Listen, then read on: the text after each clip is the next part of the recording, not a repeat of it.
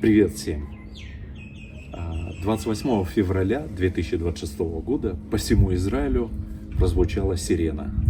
И прошло уже почти 7 дней с того момента. Многие из вас за эту неделю написали комментарии. Есть и позитивные, есть и разные. И некоторые задали нам вопрос, почему вы об этом говорите.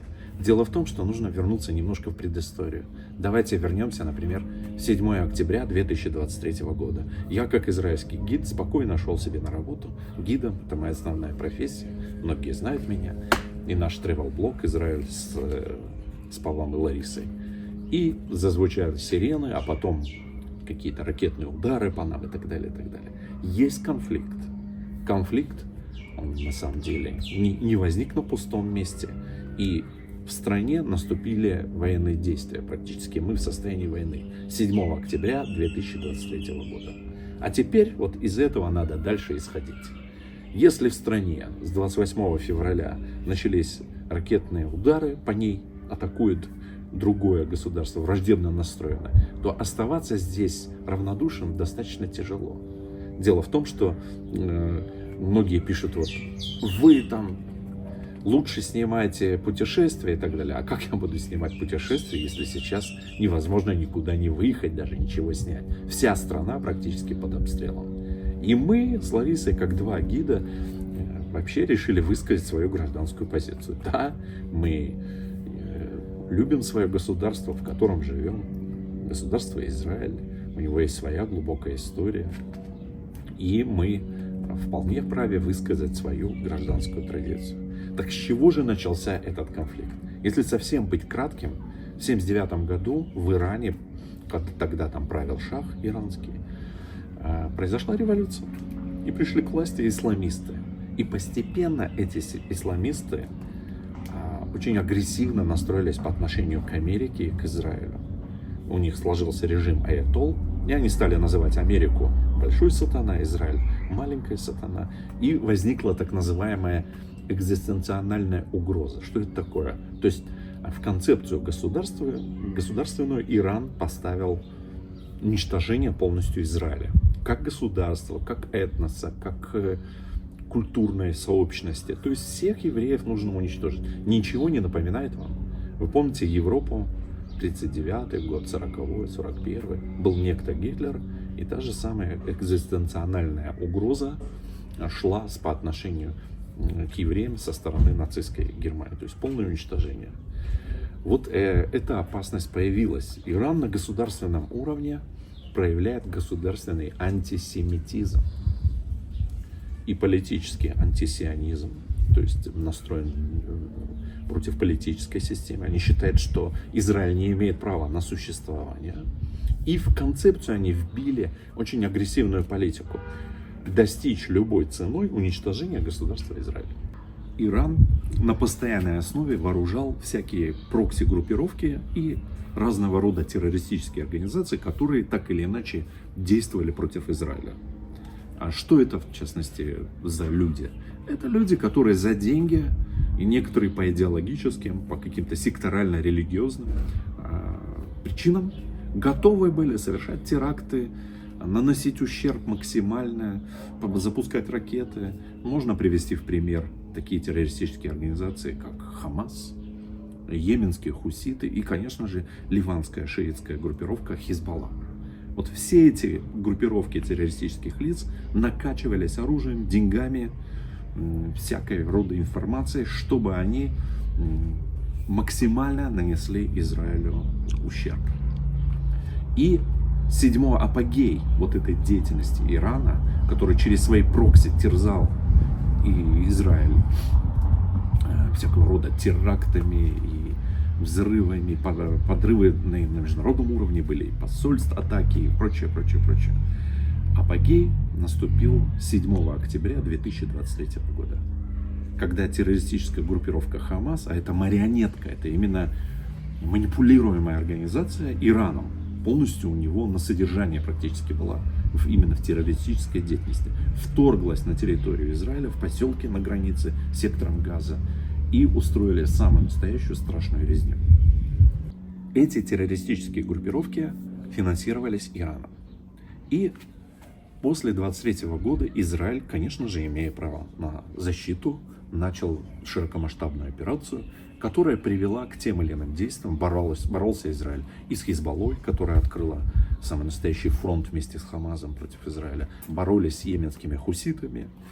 Вот. А в 24 году произошла вопиющая вообще в истории Израиля и вообще современной, так сказать, истории атака на Израиль. Некоторые зрители написали мне: ну вот же, Израиль первый напал на Иран. Ну, извините меня, давайте вернемся к 24 году. Например, в ночь с 13 на 14 апреля. Вдруг из Ирана прилетает по территории Израиля, суверенного государства, беспилотники и баллистические ракеты под 180 штук. Но это как вообще-то беспрецедентный случай атаки вообще баллистическими ракетами в таком масштабе.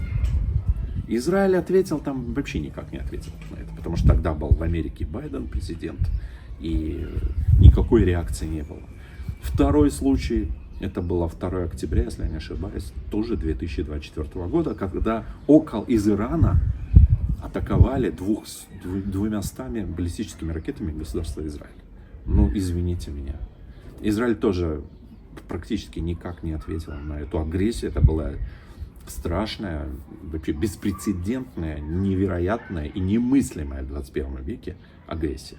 А об этом почему-то многие из русскоязычных зрителей забывают или не знают. И, естественно, всем было понятно, что ответ будет, но просто нужно было, чтобы такого адекватного, симметричного характера был ответ.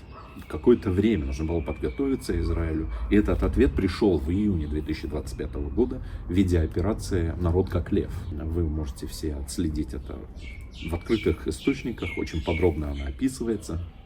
Эта война была остановлена за 12 дней президентом Трампом. Ну, там, я не буду вдаваться сейчас в причины, почему ее не завершили и так далее и тому подобное. И потом была пауза. Ирану было предложено свернуть баллистическую и ядерную программу, которую он угрожал. Надо отметить, что по арсеналу баллистических ракет Иран набрал, ну, наверное, самый большой, в одной из первых мест в мире.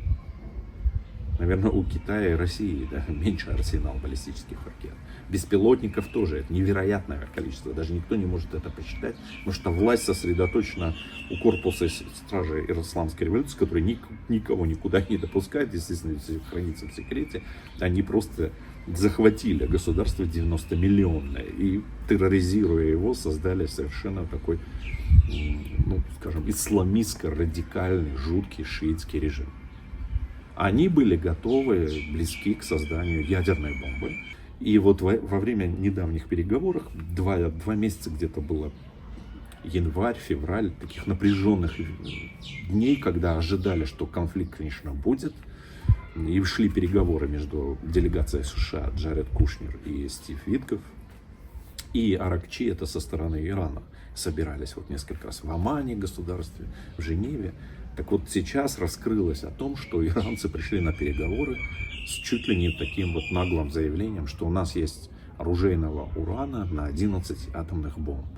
Вот представьте себе, вот этот террористический, агрессивно настроенный, фанатичный, жуткий режим имеет 11 атомных бомб, которые он готовит, мы нисколько не сомневаемся, может запустить по Израилю, по любой стране Ближнего Востока. Мы сейчас прекрасно видим, они атакуют всех и вся, уже в истерике находясь. И вот такая предыстория, скажем так, конфликта именно Израиля и Ирана, и для тех особенно, чтобы было понятно, кто совершенно не понимает, и им кажется, может быть, СМИ в их странах, откуда они смотрят, говорят, что вот Израиль агрессивный почему-то напал на Иран без какой-либо причины. Извините меня, государство, у которого атакующие баллистические ракеты и дроны, и он развивает ядерное оружие именно для того, чтобы создать атомную бомбу, ядерное оружие, для того, чтобы именно терроризировать все вокруг окружения. На протяжении почти полувека несутся угрозы с уничтожением государства Израиль со стороны Ирана. Это единственное государство в мире, которое ведет такую агрессивную риторику и находится в непосредственном соседстве с государством Израиль. Естественно, ждать тут ничего уже не получается. И Израиль решил не ждать. 28 февраля 2026 года он нанес превентивный удар. Теперь о самой операции. Во-первых, это совместная операция США из Израиля. Со стороны США эта операция получила название «Эпическая ярость». Со стороны Израиля сначала «Щит Иуды», но потом ее переименовали название «Рык льва» или «Рычание льва», кому как больше нравится. Лев вообще это отдельная история, я хотел вам сказать. Во-первых, это символ Иерусалима. Если вы обратите внимание на геральдику Иерусалима, там лев рыкающий. Да. И лев входит также в свободный Иран, во флаг свободного Ирана. При Шахе, которая была, сын Шаха, как известно, сейчас находится в США, в свободном мире, и готов вернуться в Иран, возглавить его. Так в чем же суть началась операции, как шел ход действия за вот эти 7 дней? Во-первых, был нанесен удар в полнейшей координации между центральным командованием, это CENTCOM, НАТО и США на Ближнем Востоке. 2 авианосца потянули сюда к Ближнему Востоку, это Джеральд Форд и Авраам Линкольн, авианосущие корабли, мощнейшая группировка ударная, самолетов боевых и так далее. И было выбрано время, когда верхушка Ирана, примерно там говорят 49-50 во главе с Али Хаменеи. Хаменеи это аятолла, главный, значит, лидер их и духовный, и политический, и военный, который вот всем рулит. И именно он вот эту концепцию уничтожения Израиля, и вот то, что мы уже говорили, малый и большой сатана, именно он внес концепцию Ирана. Так вот, его выследили наши службы специальные, так сказать, понимали, что вот надо нанести сейчас, когда эта вся верхушка бандитская, так сказать, собралась вместе, в одном месте. И был нанесен удар, говорят, около 30 тонн в Тегеране, в место, где собрались вот эти вот лидеры. И был он уничтожен за один раз 49 человек из высшего руководства. Далее были, конечно, нанесены удары. Соответственно, Израиль работает северо-западная часть Ирана, Америка это где-то юго-восточная часть, то есть, чтобы не мешать друг другу, в полнейшей координации удары по противовоздушной обороне, прежде всего ракетные установки, которые вот начали обстреливать тут же Израиль и страны Персидского залива. Причем, обратите внимание, Иран стал атаковать страны Персидского залива. Это прежде всего Дубай, это Объединенные Арабские Эмираты, Абу-Даби, Дубай и другие города там есть. Катар. Интересно, что тот Катар, который им помогал даже информационно, так сказать, освещая и Хамас, то есть их сателлитов, и в таком хорошем, добром ключе Иран получил от них ракеты в ответ. А потом Оман, государство, которое было посредником непосредственно в переговорах между США и Ираном, тоже было атаковано. Бахрейн, понятно, Авраамовы соглашения между Израилем и арабскими государствами, это вот Эмираты, Бахрейн. А Саудовской Аравии досталось, Кувейт, вообще крошечное государство. И Иорданию, понятно, Иордания большая база американская. Но недавно, это вообще очень интересно, долетело уже до Кипра ракеты беспилотники, шахеды, вот эти вот так называемые пресловутые, до Турции. Баллистическая ракета была сбита над Турцией. Это уже страны НАТО, извините меня, Кипр, Турция, в сторону Греции. И, как говорится, вот последнее было удивительное вообще событие. Нахичевань, есть Нахичеванская автономная область в Азербайджане, был атакован аэропорт шахедом, вот этим дроном-смертником.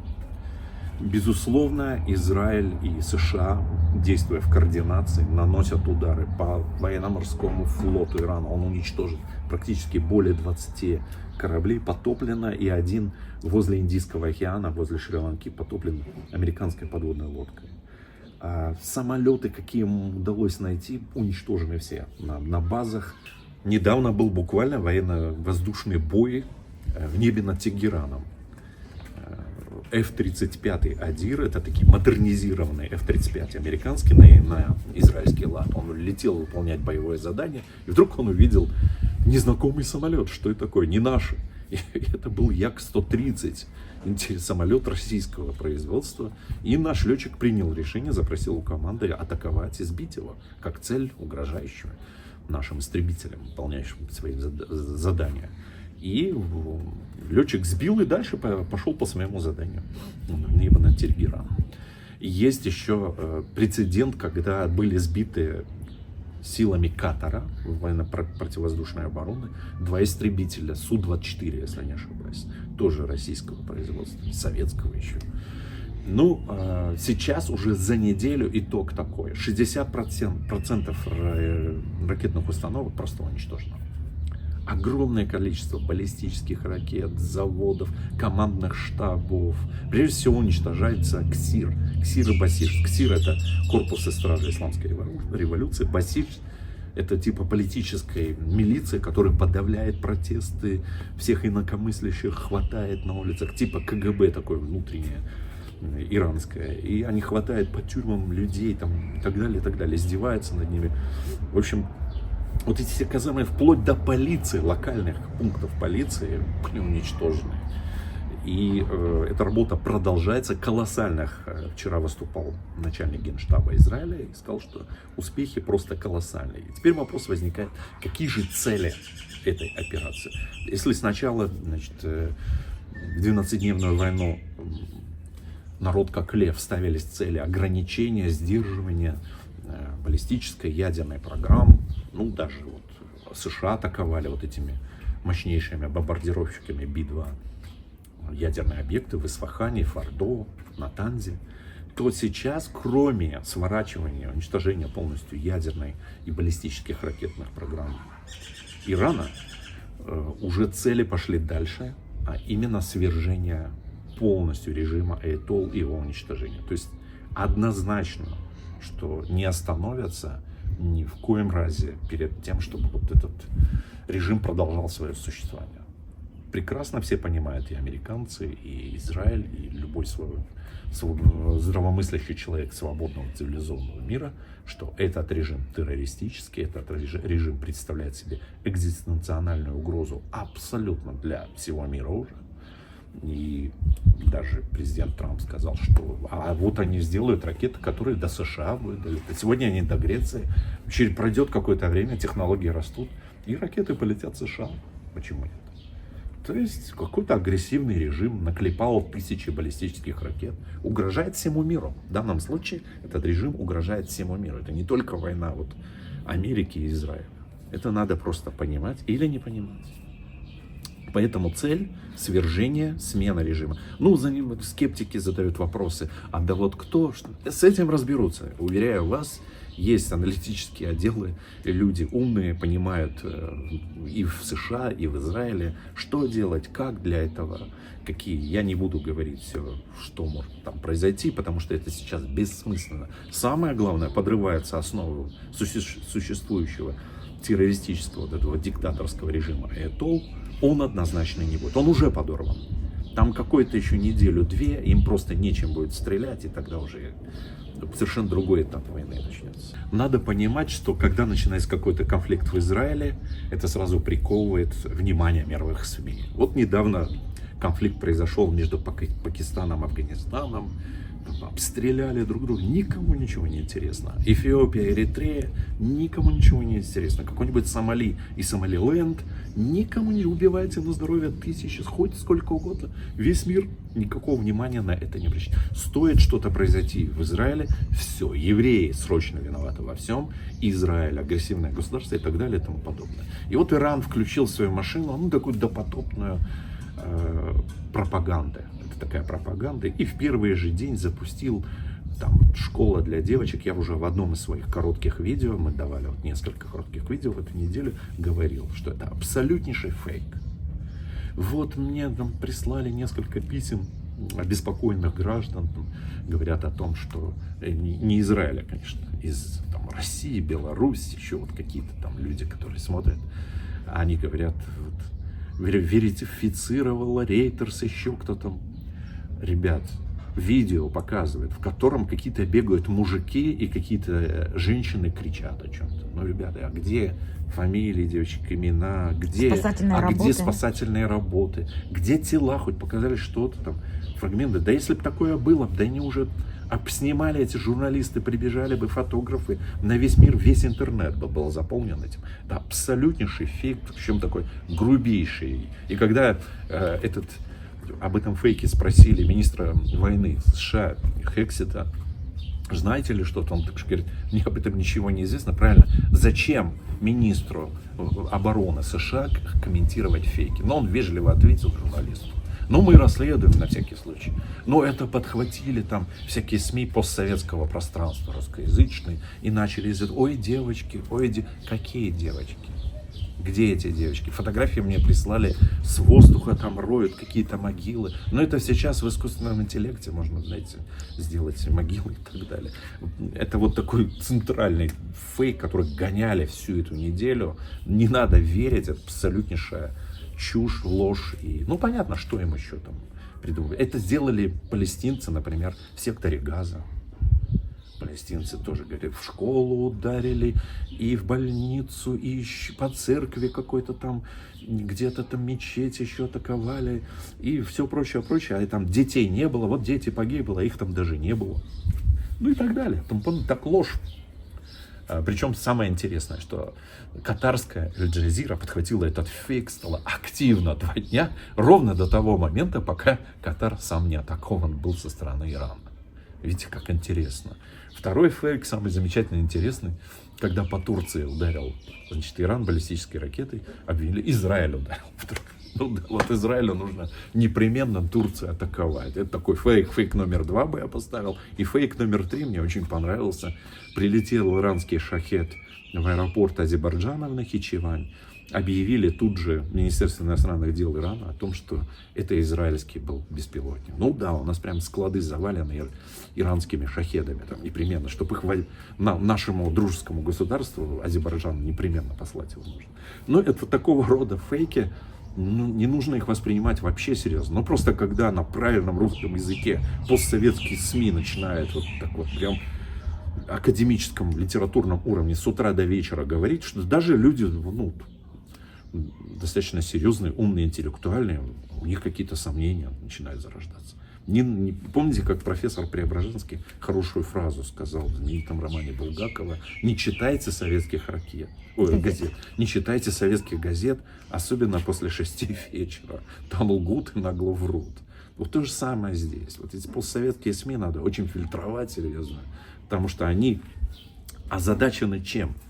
Для некоторых из стран Иран является, ну, скажем, дружеским военно-политическим государством. Ну, поэтому, понятно, нужно его идеологически поддержать. Военно никто не хочет его поддерживать, никому он не нужен оказался в одиночестве, потому что так террористы и остаются в одиночестве. Никакой цивилизованный мир не хочет им помогать, ни из-за каких экономических, социальных и политических проблем.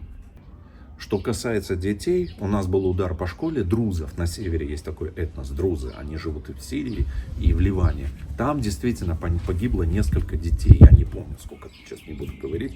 Это была трагедия, об этом говорили все. Мы знаем, если у нас было прямое попадание. Вот сейчас, кстати, о ситуации в Израиле. О попадании. Официально зафиксировано, по-моему, 10 или 12 человек погибших. И несколько десятков раненых. Нет, сотен. По 1000 обратившихся в скорую помощь, скажем, вообще за какой-то медицинской помощью. Есть там, я не буду вдаваться в статистику, кто сильнее или тяжелее, или слабее, или так далее. Вопрос стоит в том, что в Израиле, если есть атака, ее не скрывают. Если есть убитые, это тоже не скрывается. У нас было прямое попадание действительно ракеты в город Бет-Шемеш, когда погибла целая семья, и там сразу погибло 9 человек. И 40 было раненых. Это был факт, имел действие. В Тель-Авиве потом погибла одна там сиделка филиппинка, которая была с пожилой женщиной. Обе погибли.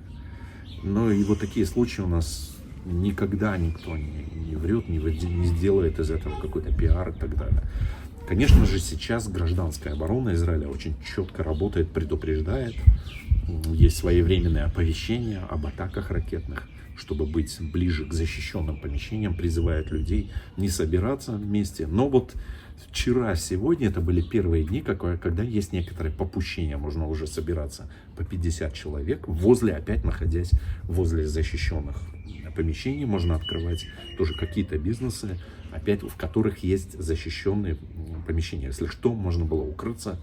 И мы призываем всех граждан Израиля, кто находится в это тяжелое время сейчас в стране, так сказать, следовать инструкциям гражданской обороны. Это сохранит вам жизнь и, так сказать, это ваша безопасность, ваших семей и так далее и тому подобное. Очень четко на этот раз работает система противовоздушной обороны. Были просчитаны, по-видимому, ошибки, какие-то недостатки предыдущей кампании «Народ как лев». Интенсивность ударов со стороны Ирана значимо снизилась. Но опять не стоит сейчас расслабляться.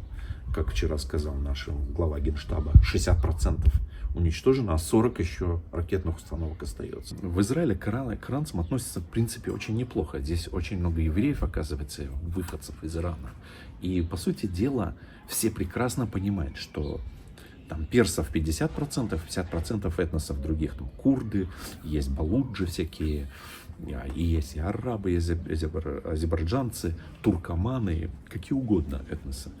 Так вот, эти люди оказались просто в заложниками действительно вот такого авторитарного исламистского шиитского режима. В Иране все время происходили демонстрации. Вообще народ такой свободолюбивый, но дело в том, что в 1979 году, когда они вышли на демонстрации, у Шаха были свои какие-то, может быть, проблемы, там действительно высказали. Они поверили исламистам и оказались в самой настоящей ловушке, которая растянулась на 47 лет. А сейчас они это понимают. Потому что там экономическая составляющая находится на грани развала просто. Страшная инфляция, гиперинфляция. Миллионами они вынуждены за какие-то там продукты бытовой необходимости, первой необходимости продукты платить. Естественно, и при этом они отдают миллиарды долларов своим прокси, просто их содержат и выкидывают на вот эти ракетные ядерные программы.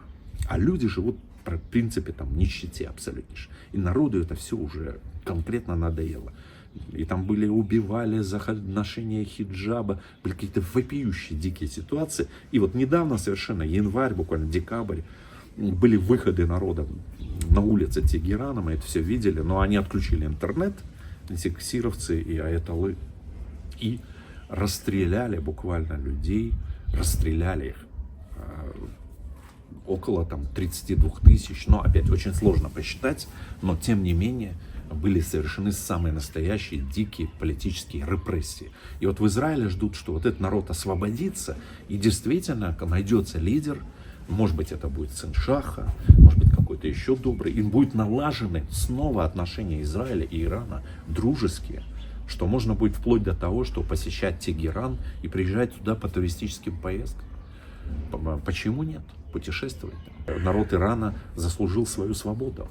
Но он имеет право тоже жить счастливо, а не быть послушным рабом фанатичного режима. Если у вас будут вопросы, задавайте, пожалуйста, пишите комментарии. Мы ответим на любые ваши вопросы, комментарии. Мы очень рады, что вот эти сюжеты короткие, которые мы даем итоги такого или такого дня, вызвали интерес у вас. И будем, наверное, продолжать сейчас, как я уже сказал, туристические сюжеты или какие-то исторические, духовные, религиозные невозможно просто снимать, когда идет 24/7. Ты не знаешь, когда, в любой момент обстрел территории Святой Земли Израиля. Ты вышел куда-то на машине, может прилететь ракета, выехал. Невозможно это просто. Это очень опасно. Поэтому как нам предложите продолжить это? Поэтому сейчас будут во время войны военные репортажи. Кому нравится, смотрите, кому не нравится, пожалуйста, мы не заставляем ни в коем случае. Мы не заставляем никого смотреть те или иные. У нас есть более 200 репортажей о мирном времени, пожалуйста. Но всегда, когда начинаются серьезные какие-то конфликты в Израиле, мы считаем своим долгом, гражданской позицией, как патриоты своей страны, освещать эти события. И нам пишут: вы не знаете, вы не понимаете.